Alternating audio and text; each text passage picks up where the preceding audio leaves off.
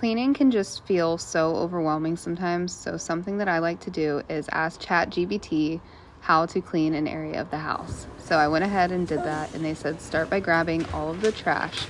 So that is what I'm going to do. I'm going to grab all the trash off the floor, off the tables, off the couches, and we're going to get it in a trash bag, and then we're going to move on to our next step, which is to pick up any out of place items, collect the things that don't belong there and put them in the basket, and then go ahead and put the stuff from the basket back where they belong. I was outside filming this voiceover, and you can hear the frogs and the crickets wanted to warn us that it was about to start pouring rain.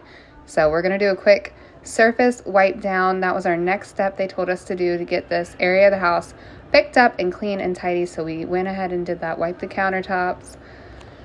This is an old Italian bed frame that I think was from France. My friend gave it to us. It was passed down in her family. So I love this coffee table. I know it's huge, but I absolutely love it and will not replace it. And we have these nice leather couches that I got off of Facebook Marketplace. So I love these. I don't know the brand of them, but they are super nice. And I got that from a thrift store. And I love that big cushion recliner. It's like my favorite.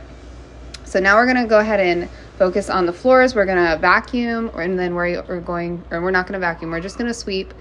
And then we are going to mop the floors with my little spray mop that I super duper love because it just comes in so much handy. I can wash the little sleeve that I put on the end of it, and it just makes things so easy. So we're quickly picking up all the trash, all the dirt, all the stuff off the ground. And like I said, we're going to use my mop, and I just put alcohol and water, and that is how I clean and sanitize my floors.